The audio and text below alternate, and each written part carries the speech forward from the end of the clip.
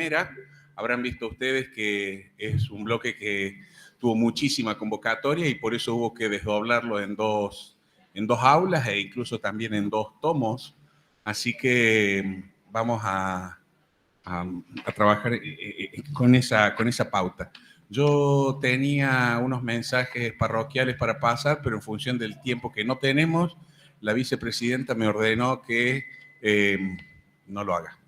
Segunda cuestión, también quería exponer yo la defensa de la ponencia con el doctor Richard, pero nuevamente, como me tengo que apartar por razones obvias, entonces la vicepresidenta también nuevamente le ordena al presidente que la defienda el doctor Richard, así que él va a ser la que defiende. Entonces, optimizando eso, le vamos a conceder, dado que son 2 ponencias conjuntas con el doctor Richard y 2 ponencias del doctor Vítolo unidas por un razonable hilo conductor, le vamos a otorgar 10 minutos a cada uno directamente. Primero, 10 minutos a cada uno directamente. Al minuto 9 aproximadamente tarjeta amarilla, roja a los 10 y el resto, vemos. Por favor, también los aportes les rogamos que se ciñan al minuto pautado, porque si no pasa esto de que se nos atrasa el horario. Así que el doctor Vítolo tiene 2 ponencias: el dilema de las penas en el régimen de responsabilidad penal de las personas jurídicas, página 511 del tomo 3, y la intervención presidencial de sociedades es inconstitucional, página 519 del tomo 3. Como les dije, el hilo conductor en este caso me equivoqué. Gracias. Hola, ¿qué tal? Atención. Está tremendo este micrófono, ¿eh? ¿Vos manejás el volumen del micrófono o no? No, digo, me parece medio fuerte ese. Este me parece, bueno, lo mismo, ¿eh? Parece que el que habla fuerte soy yo. Bueno, muchísimas gracias por estar acá, por haberse quedado sobreviviendo a este panel. 2 temas que traigo, lo voy a hacer muy corto, los 10 minutos van a sobrar, porque me parece que lo más interesante es el debate, las cosas que puedan decir ustedes. La primera inquietud es la vinculada con este tema de la responsabilidad penal de las personas jurídicas, la ley 27.401, algo se dijo en el bloque anterior. Lo que yo quiero plantear aquí es que lo que no se ha podido resolver, lamentablemente, en la ley 27.401 es un problema que tampoco se resuelve en el mundo. El derecho penal no sabe todavía qué hacer con las personas jurídicas privadas. De hecho, el problema que tenemos desde el punto de vista procesal, lo dijo el doctor Ramírez recién, es imposible aplicar la ley salvo en aquellos casos en los cuales estamos frente a delitos cometidos en jurisdicción federal, en jurisdicción nacional, porque las normas de procedimiento que están incluidas en la ley 27.401 solo rigen a nivel nacional, no rigen en las provincias. Y las provincias no han todavía reglamentado un régimen procesal que pueda garantizar el derecho constitucional de defensa en juicio de las personas jurídicas privadas. Entonces la ley en realidad es una letra muerta. Pero el problema más grande, estructural, es que no se sabe qué hacer en materia de penas. ¿Cuáles son las penas que podemos aplicar? Por supuesto que no la podemos privar de libertad, no podemos encerrar a una persona jurídica privada en una cárcel, ni tampoco le podemos aplicar una medida de seguridad para encerrarla en un manicomio, por más locuras que cometa, ella o sus administradores. Y entonces se recurre a los catálogos clásicos que ya están en la Ley de Defensa de la Competencia, por ejemplo, en el régimen del Código Penal para los delitos de legitimación de activos derivados de actividades ilícitas, el famoso lavado de dinero o de capitales, y ciertamente esto no sirve, porque este castigo a la organización afecta a toda la empresa. Y cuando hablamos de la empresa, no hablamos ya solamente de los propietarios, sino que hablamos de aquello que Friedman llamaba los stakeholders, es decir, aquellos tenedores de las apuestas a la vida de la sociedad, porque hoy la empresa y el derecho penal lo tiene que entender. Al derecho comercial está costando entenderlo, pero lo está admitiendo. Pero el derecho penal tiene que entender que la empresa es un subsistema dentro de un sistema social más amplio y que lo que puede ocurrir a la empresa tiene un efecto secundario respecto de todo este conjunto de stakeholders que se ven impactados. Si yo digo que la solución es una multa enorme, si esa multa lleva a la empresa a la quiebra, dejo a todo el mundo sin trabajo, no se producen los servicios, los consumidores no tienen garantía, no tienen repuesto para sus productos, se pierde valor de reventa en el mercado del producto que adquirieron porque es discontinuado, y aparte estamos sancionando a gente que no tiene nada que ver. ¿Qué tiene que ver un señor que está en una bomba de nafta y que carga nafta 8 horas con lluvia, con lo que fuera, en el sur, donde fuera, porque un administrador o un dueño de una compañía, no sé, produce una eventual, digamos, estafa al fisco por miles de millones? Es decir, la sanción, o porque interviene en un delito contra la administración pública. Porque recordemos que el tipo penal es un delito, un sistema vicarial, pero aparte el verbo es intervenir. Es decir, intervenir ya no es más un tema, no importa si es autor, coautor, cómplice, instigador, no importa. Basta la intervención, un hecho objetivo en la figura penal. Tampoco decir que no puede tener más relaciones con el Estado, ni ser concesionario de servicios públicos, ni ordenarle la disolución y la liquidación, porque estamos perjudicando. Y esto, lamentablemente, el derecho penal no lo ha podido resolver. Pero no lo resolvió acá, no lo resolvió en Francia, no lo resolvió en Alemania, no lo resolvió en España, no lo resolvió en la República Argentina. Mi propuesta es, pensemos qué podemos hacer y cómo podemos sancionar penalmente a las personas jurídicas sin afectar a la empresa. Yo estoy trabajando en una línea de investigación de cambiar esta mirada, porque entiendo que el problema es al revés. Este sistema de responsabilidad penal de las personas jurídicas no persigue, como hacía tradicionalmente el derecho penal, traspasar la estructura jurídica societaria del ente artificial para llegar a las personas y ejecutores, sino que es al revés. Lo que quiere es no quedarse en las personas y ejecutores, sino que no importa quiénes fueran los ejecutores, legitimados o no, mientras fueran tolerados o aceptados y el beneficio o el interés se hubiera dado en función de la persona jurídica, poder castigar a la propia organización y paralizarla. Pero al mismo tiempo estamos generando un daño enorme a la sociedad y afectando a una enorme cantidad de personas inocentes. Propuesta, repensar. Segundo, intervención judicial. No, intervención presidencial de las personas jurídicas, absolutamente inconstitucional.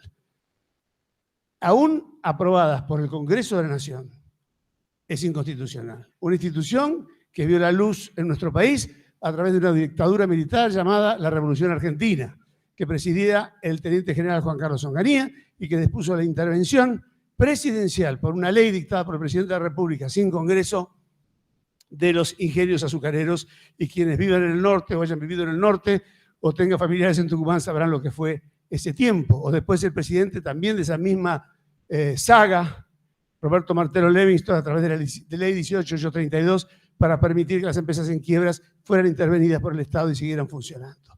Es decir, con un costo para todos y como, claro, ¿quién va a decir que es inconstitucional algo que dictó una revolución cuyo estatuto decía que estaba por encima de la Constitución? Es imposible decir que era inconstitucional porque era estatutario, estaba afectado y contemplado en un estatuto que estaba por encima de la Constitución Nacional. Lamentablemente, nuevas experiencias, en el caso de YPF, en el caso de Compañía Sudamericana de Valores, Chicón y Calcográfica, y en el caso de Vicentín, a través de decreto de necesidad de urgencia, el Poder Ejecutivo Nacional, por su sola voluntad, dispuso esta intervención en decretos de necesidad y urgencia, que con el nuevo sistema de convalidación que tienen, que no necesitan de una comisión bicameral, sino que es necesario que solamente una de las cámaras convalide la actuación. Toda persona que tenga el ejercicio del Poder Ejecutivo y tenga mayoría en una de las cámaras, a través de su partido político, puede convalidar cualquier desaguisado que pueda realizar.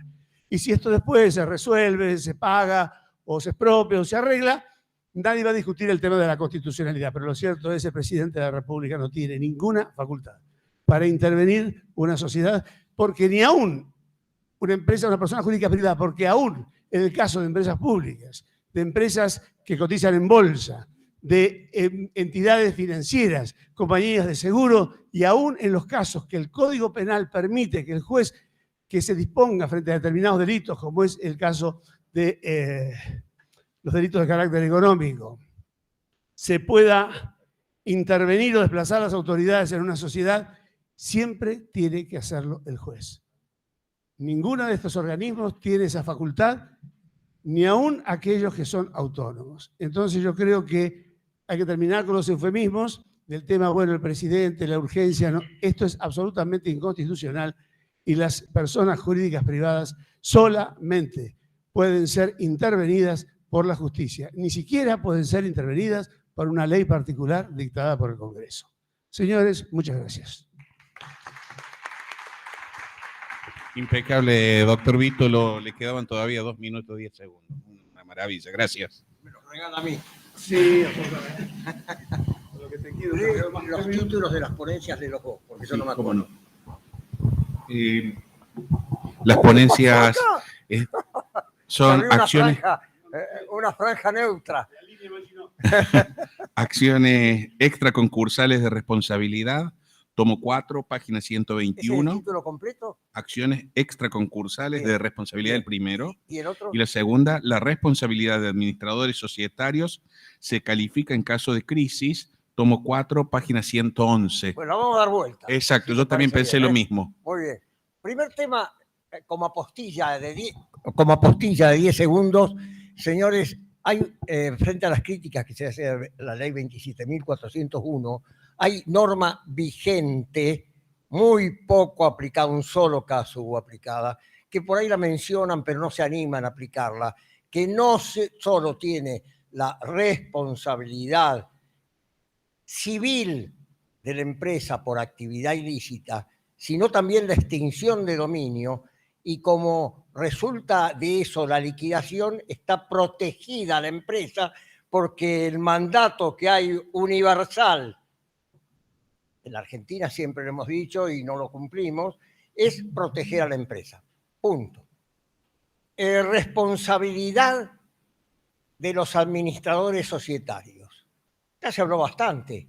De ninguna forma tenemos que agravar la responsabilidad de los administradores, particularmente por diligencia, porque nadie garantiza en el mundo, y menos en nuestro país, el éxito de los negocios. Lo que se pretende es que hagamos lo mismo, el administrador haga lo mismo que cuando salimos de la casa. Nos pusimos los pantalones, sí. Nos abrochamos los zapatos, sí. Traemos las llaves del auto, sí. La diligencia de haber analizado razonablemente el curso de los negocios. Y cuando alguien me dice, no, bueno, pero es que no pueden. Señores, los administradores de empresa, aún de las más pequeñas, y no hablemos de las más grandes que tienen equipos adicionados al staff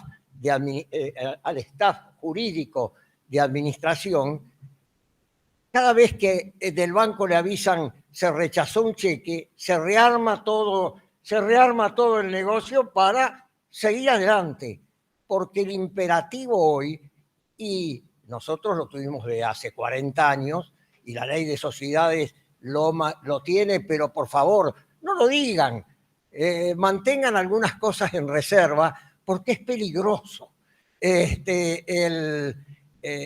Desde la directiva del 19 europea, todos estamos de acuerdo en el plan de viabilidad, las alertas tempranas, la reorganización interna, evitar la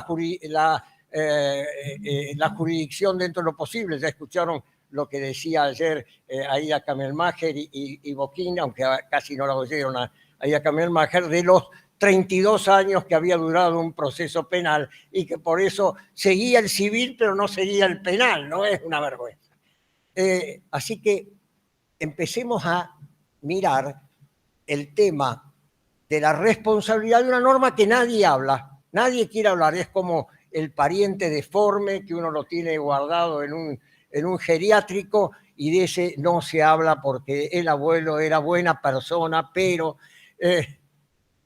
Señores, ¿qué normas se citaron de responsabilidad? 59, 175, 275 y el 99. ¿Alguien mencionó en este congreso antes la norma del 99? Parece que no. Y si se hizo fue casi sotto voce. Señores, el gran problema de la responsabilidad frente a terceros.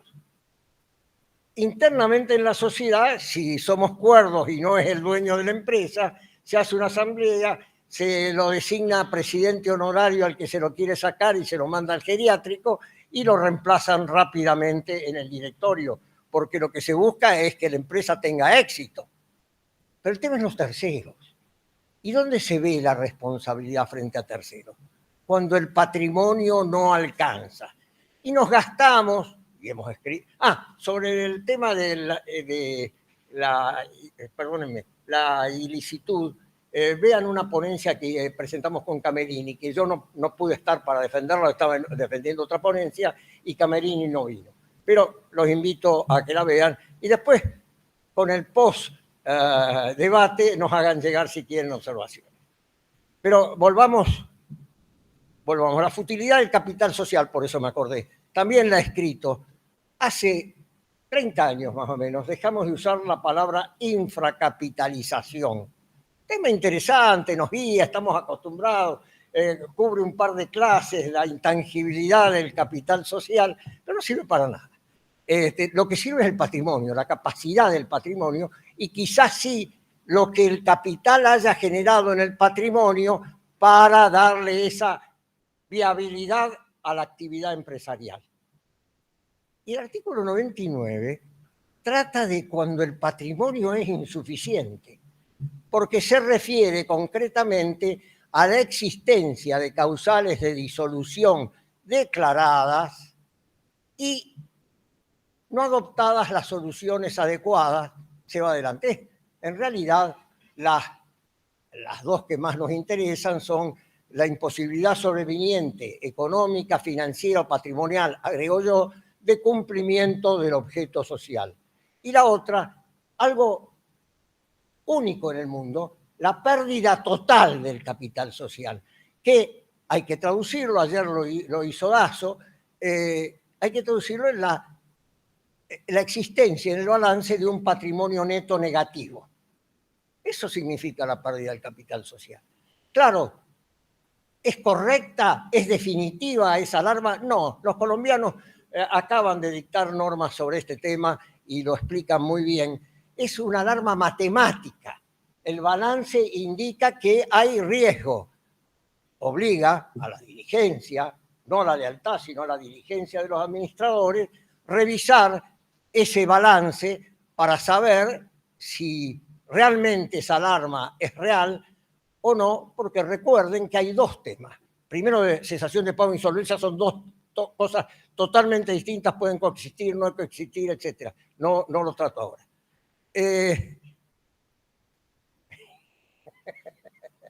No, su teléfono, no, discúlpame, estoy demasiado. Fue entonces atrás. Bueno, perdón. Perdón. Entonces decía que el balance puede determinar que el patrimonio tiene mucho mayor valor que el indicado en el balance contable que se ha aprobado, u otra, y esta es más importante, que ese patrimonio, aunque sea pequeño, el patrimonio activo pequeño, genera un flujo de fondos suficiente para atender en el tiempo las obligaciones asumidas. Entonces, no hay riesgo, no hay problema, pero lo más común, suele haber, y en la Argentina no hay plazos para analizar todo esto, ni para convocar asamblea.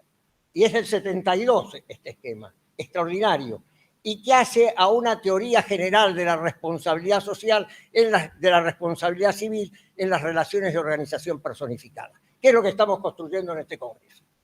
¿Qué hacen? Se presentan en concurso y se destipifica la sociedad. ¿Qué dijeron? En el primer panel vos estabas presente y creo que fuiste uno de los que expresaste. ¿Qué es lo típico de una sociedad? Generar un patrimonio autogestante, conforme ciertas reglas contenidas en la ley de sociedades, asumiendo el riesgo. Porque hasta los dividendos, decía, puede haber para una asociación, podríamos decidir no retirar los dividendos, pero lo fundamental es, y lo que dice el lema de este Congreso, responsabilidad. Señores, los socios asumen la responsabilidad. Y esto es lo que dice el artículo 99, responsabilidad solidaria de administradores cuando hay déficit, normalmente el pasivo concursal, señores. Gracias. ¿Los 10 minutos? Bueno, entonces corto acá, corto esto y paso a las acciones extraconcursales. Se están ejerciendo en el caso Vicentín en este momento, así que frente a la teoría concursalista que dice que no puede hacerse responsable a los socios o a los administradores, señores, esto está ocurriendo, porque son sujetos no concursados. Entonces, cabe acciones por afuera del concurso cuando estimen que la actuación de los administradores, fundamentalmente la generada por el artículo 19, o sea, operar en déficit concursal y entonces el activo no alcanza a satisfacer el pasivo, son responsables, entonces los terceros pueden iniciar perfectamente en el juzgado que corresponda acciones de responsabilidad contra sujetos concursados, colectivas, individuales, son los que a ustedes les guste, y muchas gracias.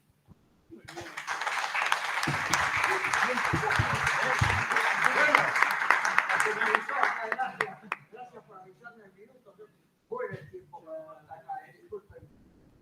No, pero estuviste justo. Bueno, sí, ya sé, pero ¿por qué me avisó? Si no, no me estuviera tragado cuatro cosas que me faltaban. Señores, en lo escrito hay mucho más. Hay mucho. Y vamos a notar. Sobre todo que pusimos. Escríbanos para retarnos o para apoyarnos. Y le vamos a contestar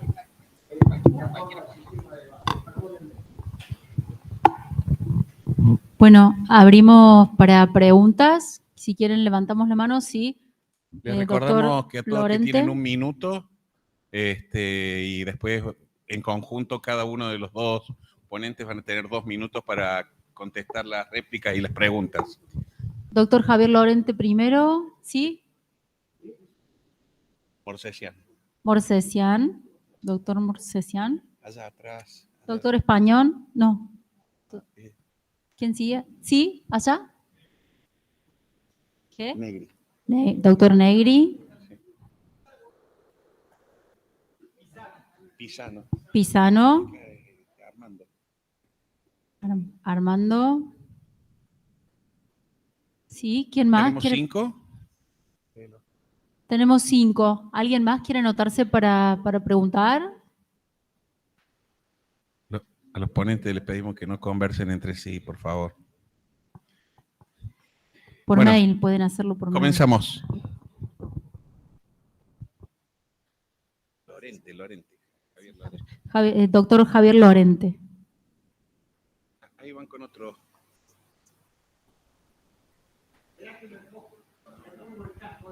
Hola.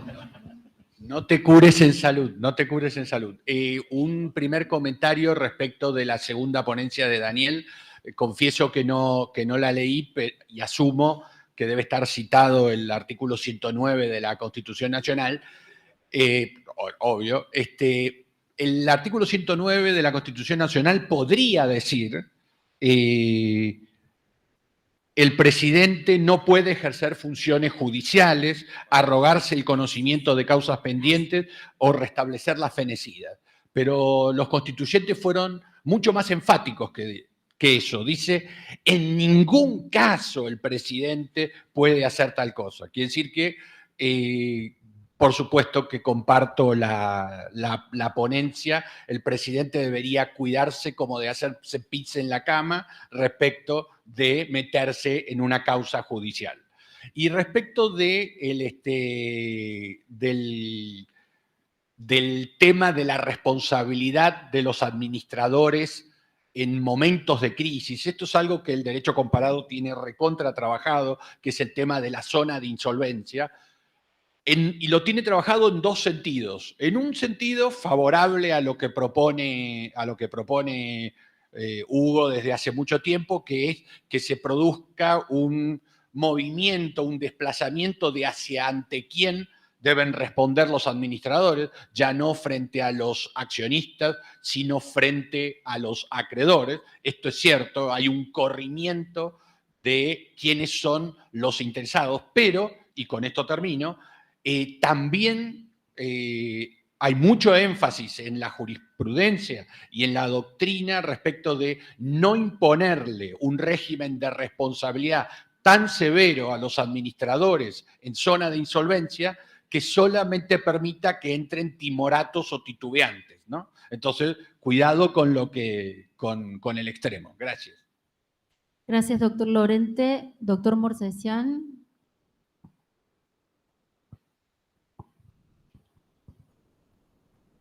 Gracias. Bueno, Gracias por los aportes, excelentes las ponencias.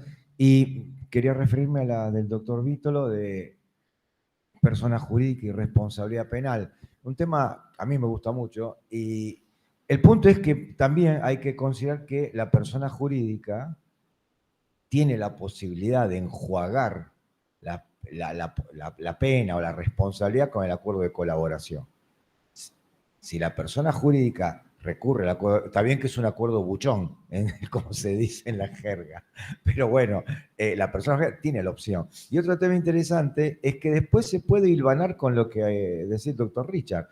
Si la pena es de liquidación, de disolución, o hay un problema, ahí no sé cuál es la responsabilidad de los administradores de esa persona jurídica que han posibilitado por haber delinquido, porque ya sabemos que la persona humana es la que delinque, ¿cuáles son los alcances y las consecuencias en mérito a si hay responsabilidad aparte, ¿no?, de ese tipo de esos administradores por la imposición de la pena a la persona jurídica, porque no va a ser neutro después las consecuencias.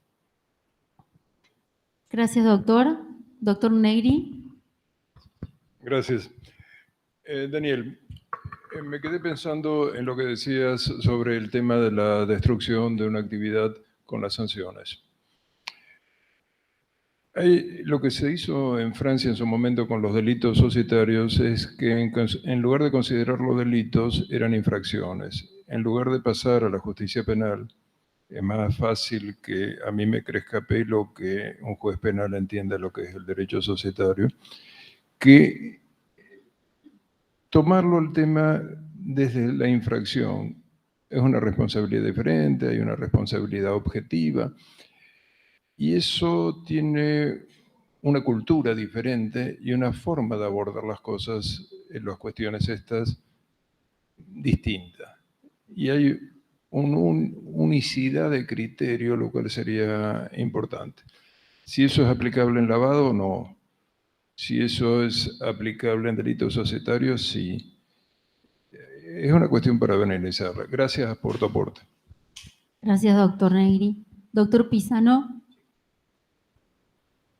Bueno, respecto a la ponencia de mi profesor, el doctor Vítolo, yo estoy seguro que el sistema de la ley 27401 debe ser perfectible y además debe ser aplicable, porque en la actual gestión cotidiana de las empresas que contratan con el Estado Nacional,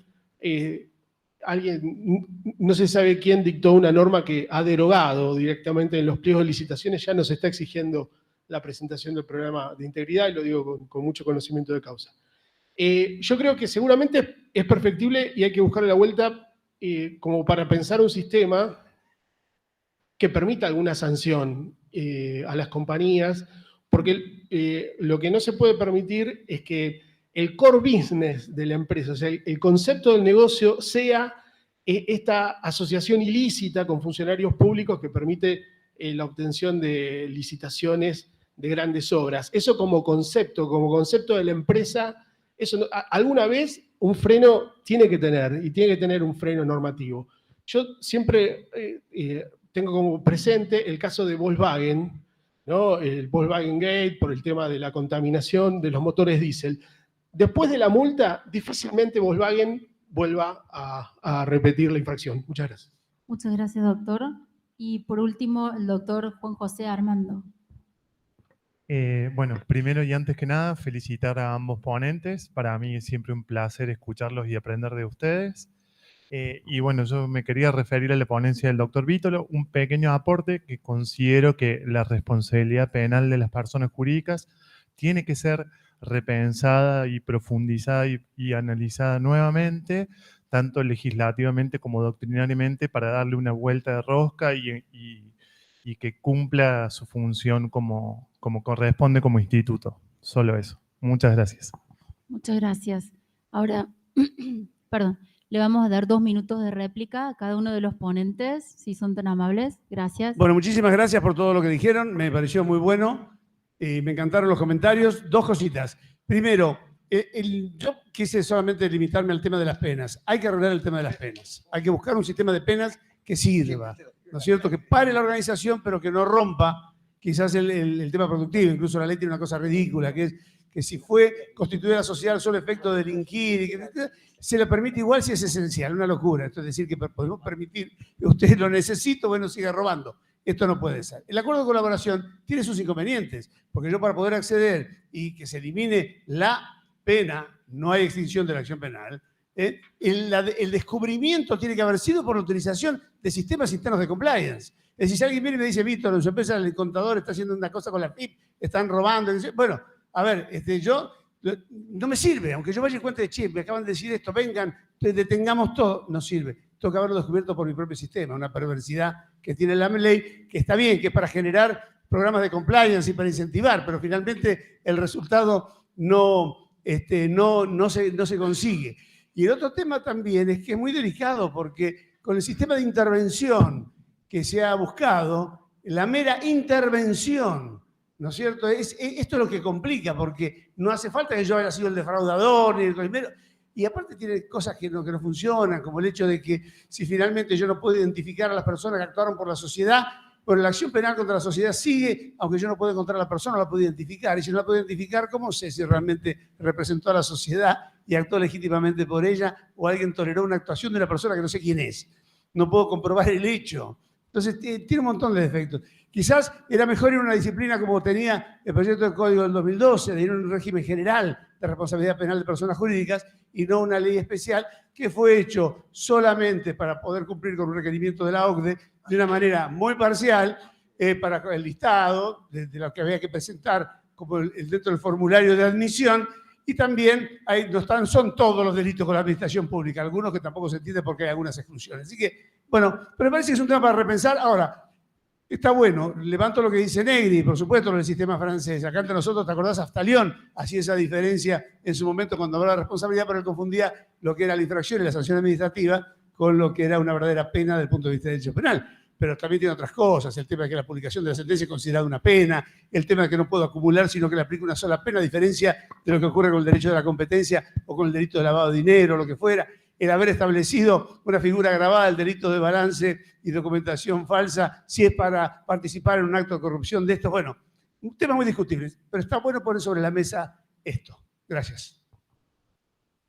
Para el tema que acabas de tratar, que coincido, lean los comentarios míos al artículo 144 del Código Civil, que hace responsable también por daños a los administradores públicos, inclusive políticos. El 143 del Código Civil blinda la posibilidad de acciones de responsabilidad contra administradores y socios mientras la sociedad tenga patrimonio. De esto he leído pocos comentarios sobre esto, pero es una realidad. Y aparece la responsabilidad que yo señalé cuando el patrimonio no es suficiente. Y administradores asustados. Sí, es cierto, yo estoy de acuerdo con vos, pero normalmente es por malos consejos de contadores y malos consejos de abogados, porque ahora todo el sistema está montado sobre alertas tempranas, justamente para que no asuman responsabilidad los administradores. Esta es la tendencia hace 30 años en Europa, que ahora, desde el año 15 sobre todo, se ha masificado. Pero atención, no se preocupen, si son administradores insolventes, hay responsabilidad. Lean el artículo 99 completo y luego armen, leyéndonos, armen el sistema de la teoría general de la responsabilidad en las relaciones de organización, porque los socios de control van a ser también responsables frente a terceros por falta de patrimonio. Por supuesto, es totalmente desconocido por la doctrina concursal y por los jueces concursales, que aplican como si fuera una ley excepcional que deroga hasta la Constitución Nacional, aplican la ley de concursos en forma exclusiva y, a mi entender, en forma ilegal. Todo un desafío. Les aviso que yo estoy en el Instituto Iberoamericano de Derecho Concursal, esto nos divertimos con todos estos temas, soy minoritario, pero ya me respetan por las canas y no me tiran nada más que con aviones de papel y no con tomates y cebolla. Muchas gracias.